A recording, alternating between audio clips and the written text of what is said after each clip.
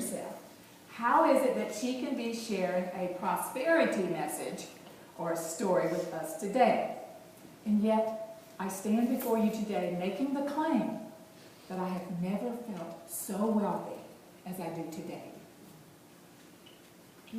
A couple of years ago, tired of the pressures of running my own business, I decided to take a secure job, teaching German. The job was part-time. I'd have to dip into my savings, but I thought, well, in a year or two, it would work into a full-time, and I'd be just fine. That was my plan. But just before the end of the year, I was laid off. So much for that plan, right? Right. Some security. So, in January 2010, our then minister, Catherine, began a series on abundance. I definitely needed it. It seemed that all of my life, even though I had experienced abundance in many, many areas, when it came to financial prosperity, I only just managed to scrape by. And I was really tired of always feeling afraid that I would not have the money to take care of myself, especially as I grow older. So when Catherine started her series, I had been out of work for 6 months. I found a job I wanted, but every month the starting date kept getting pushed back, and every month I watched my savings dwindle. I was scared. Catherine based her series on Edwina Gaines' book, The 4 Spiritual Laws of Prosperity, which, by the way, you can get down in the bookstore. Anyway, I went straight to the bookstore and bought it. Edwina talks about being financially at her wit's end, sitting on the floor and crying, in her despair shouting out, "Now see here, God, I believe it when Jesus said, 'I have come that you might have life and live it abundantly.'" So I don't think he lied to us. But I am obviously not living abundantly. Show me how. She opened up her Bible, and her eyes fell on the following scripture. "Bring all of the tithes into the storehouse. If you do, says the Lord Almighty, I will open the windows of heaven for you. I will pour out such a blessing that you won't have enough room to take it in. Try it. Let me prove it." But Edwina's thinking, I can't afford to tithe. I can't even afford to properly care for my daughter. How could I give away 10% of my money? She thought.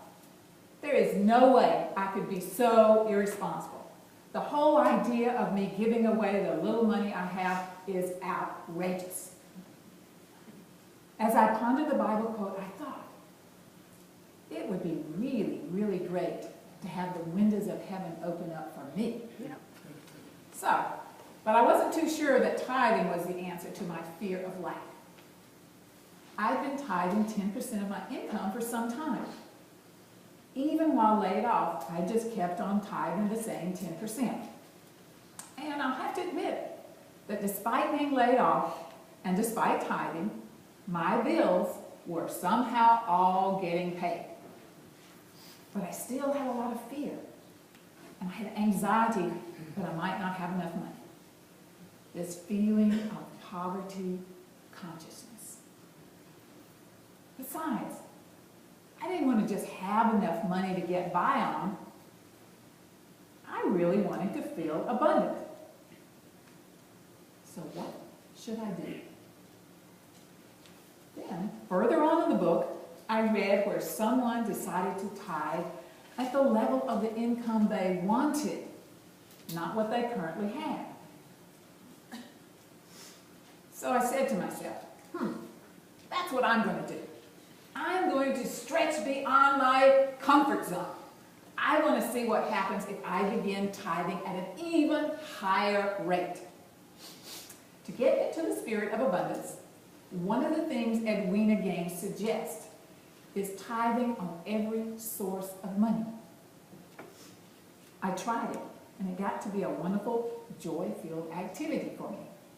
If I found a dime on the floor or on the ground, I'd make sure I tithed a penny of it. I kept a record of all the monies that came in and then thought about where I wanted to tithe.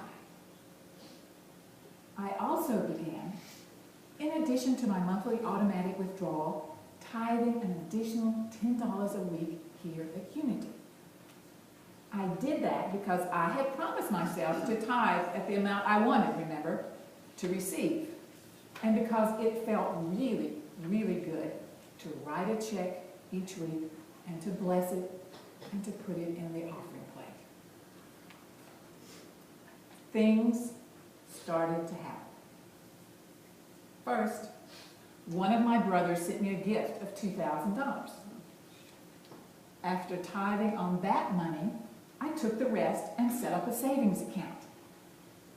I had begun to see that one of the things that fueled my poverty consciousness was the anxiety I experienced each month around paying my monthly bills.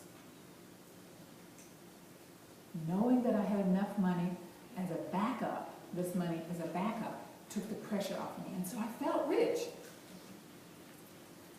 Next thing that happened, you remember that job I was getting told, next month, well, guess when it finally happened, when it finally materialized. Anybody got any guesses? Yep, right then. January. When I first began, the job was only quarter time, but 3 weeks into it, the other instructor was unable to continue, and I suddenly had a half-time teaching job. It was enough income to quit taking money from my savings. That was great. I was so relieved. It had been really scary watching my life savings, my retirement money, dwindling at such a fast clip. But you know what? Actually, the money hadn't been dwindling. I couldn't see it. But all this time, although I was taking out $1,500 each month, by the next month, when I needed to take out money again, the bank account was back to the same level it had been the month before. The fear, the regret I felt at depleting my life savings, the worry thoughts like, what was I going to live on when I was retired? That was my poverty consciousness talking. I didn't see that the interest accruing was matching the money withdrawn each month. I only saw how much I was withdrawing every month. Finally, I began to notice the negative things I was saying to myself. And I began to feel how thinking those thoughts of regret and fear were making me feel. I began to see how deeply ingrained my poverty consciousness was. I came to truly appreciate that changing my consciousness is the key to moving out of poverty into abundance. Right. So with that insight, I began to think, how can I reframe the experience of using my savings so that I no longer see it as a negative, but as a plus? I asked myself, why? Why was I feeling bad about taking money out of my savings account each month? I was no longer touching the original investment. Each month, I was simply using the interest that accrued. Couldn't I just see the interest as a present from God each month? And be totally grateful? I decided I could do that. And now, I'm ecstatic each month that I have this, what feels to me like a money tree in my backyard. So, let's move ahead to 2011. The teaching job only lasted for 4 months, and I was back looking for work again. But between unemployment insurance and my money tree, my regular and ordinary bills were continuing to get paid. However, I still had 3 out of ordinary expenses for which I needed money. My porch roof had a leak. I did not want to drive my car another summer in Greensboro without air conditioning. And I had a tooth that the dentist said needed a new crown. I hadn't expanded my consciousness to include those repairs. I was still harboring a just getting by mentality. While I was grateful that my regular bills were being paid, I still hadn't felt that I could ask the universe for more. I determined that if God could provide for all the other things, it could also take care of these additional items. I just needed to ask. I needed $800 for the AC repair. I put it out to the universe, made the appointment to get the car repaired, and within the week, before the job repair was scheduled, my other brother and his wife sent me a check for $300. And my daughter sent me one for $200 for Mother's Day. Wow. All of a sudden, with the money I had saved, I had the needed money for the AC. I am going into such detail because I want you to see that it is not about talking God into doing anything so much as it is about us gradually expanding our consciousness of the abundance that is already there. It's there for us. We just have to claim it.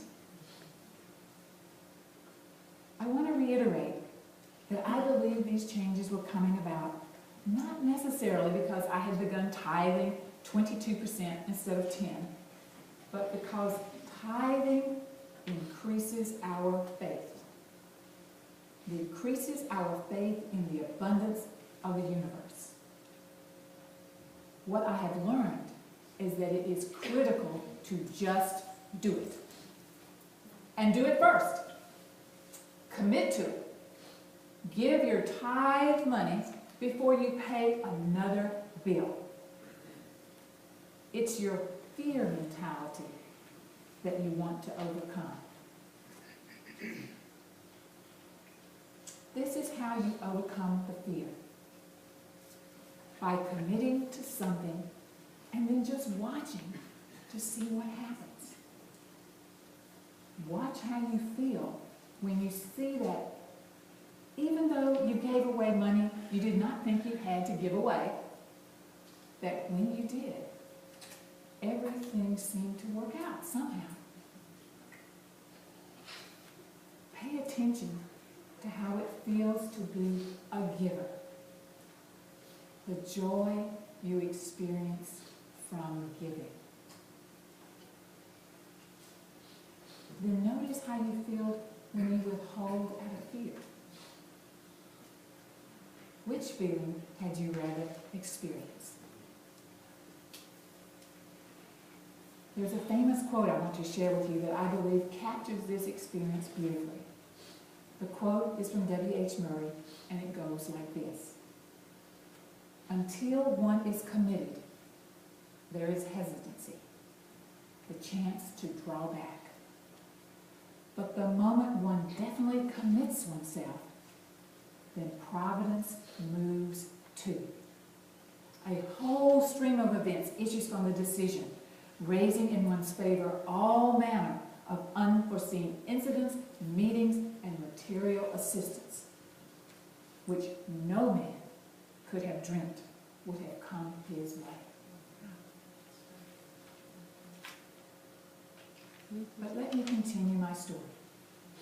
Suddenly, on April 16th, my birthday, the state of North Carolina cut off all unemployment benefits. Great birthday present, yes? I knew I had enough money to take care of May's bills, but not June's. I began considering ways to cut my expenses. While I mused, I casually said, wouldn't it be nice if there were a bank that would allow me to refinance my house?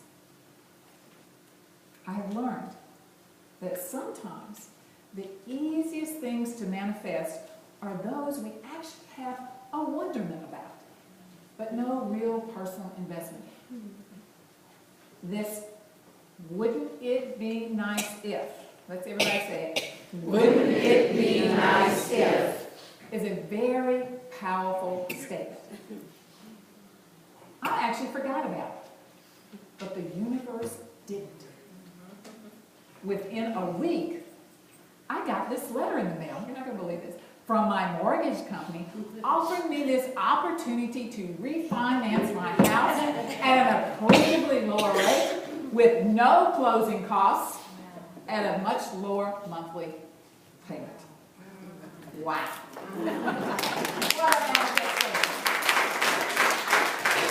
And because of the refinance, I ended up not having the June house payment. Yeah. In the meantime, a friend suggested I consider taking out Social Security. Well, I didn't want to do that now. However, I was beginning to really understand that it's important to pay attention to those kinds of suggestions. So I asked myself, are you wanting to wait until you're 70 out of fear? Fear that you will not be provided for?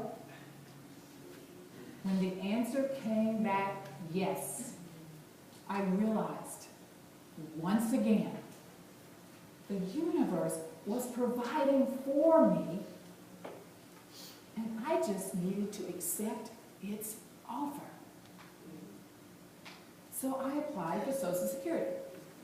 While I was talking to Betty with Social Security, she just casually asked me, are you aware that since you are a widow, you may file on your first husband's Social Security? I said, nope, I wasn't aware. She explained to me that I could. And while I would receive less than if I took mine out right now, I could, if I wanted to, take his and let mine grow until I was 70. Yes, you got it. I almost laughed out loud. Make note, by following the guidance I had been given, not only did I find a solution to my finances, but the plan that I had originally wanted to implement of waiting until I was 70 to take out my Social Security was also doable. Yet, I know you're wondering, how can she still be doubting? But there was still doubt. The withdrawal of my claim and implementing a claim on my former husband meant that the start date would be delayed until July 15th. So what was I supposed to do about June's bills? 2 days later, even before I had the opportunity to seriously worry myself about how to pay June's bills, I received a letter from the Unemployment Commission stating that our governor, bless her sweetheart, had reinstated unemployment benefits, and furthermore, it was retroactive to my birthday.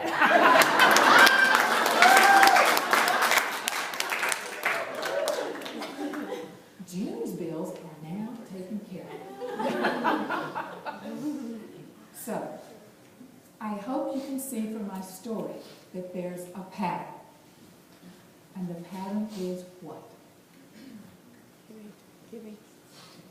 Our needs are provided for often even before we ask. Our job is to be willing to go where we are guided, to open up to the flow. Contrary to what we have been programmed to believe, this universe, if we will allow it, will support us abundantly. I haven't rid myself of all of my poverty consciousness, I'm sorry to say. But as I learn to have faith that the universe will and is taking care of me, it gets less and less every day. Abundance consciousness starts, however, with our willingness to give. The law of circulation states that whatever we want more of in our lives, begin by giving it away. If we want more love, then give love away. If we want better financial health, then give financially. I know it's scary. It feels like when we have so little, we need to hold it tight. But the lesson I have learned is that the more I am able to let go of fear and lack, the more abundant my life becomes. My stories are important because they remind me over and over again from whence my financial security really comes. And it has nothing to do with anything outside of us. It has to do with my growing knowing that God is the source of my supply. I only experience lack and limitation when I forget that God is my source.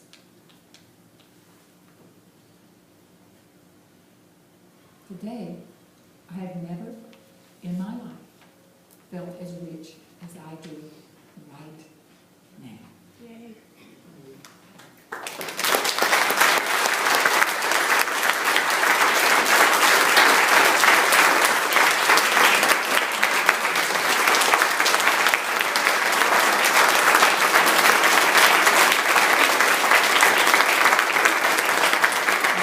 Just keep standing and get out. In your bulletin, there's this little yellow slip of paper. Because we want to help cement this message in our minds, hearts, and bodies. So I have this little wrap.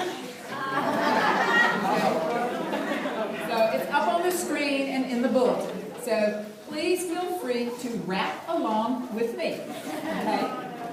So we go. Everybody. First comes the thought, then comes the feeling. What am I dealing to my sisters and my brothers? Love, abundance, and flow? Or is it fear and lack I sow? I want to make a difference, I know. I'm gonna change that flow. Thinking, away you go. Come positive feelings, grow and grow. Come positive feelings, grow and grow. Come positive feelings, grow and grow. Yes.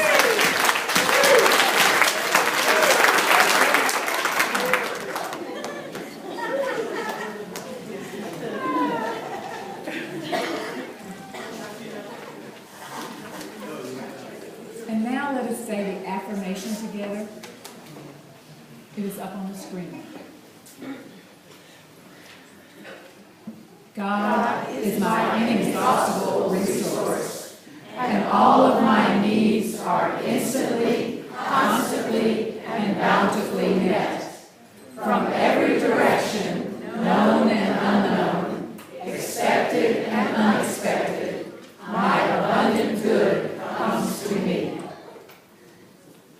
Thank you, Charlotte.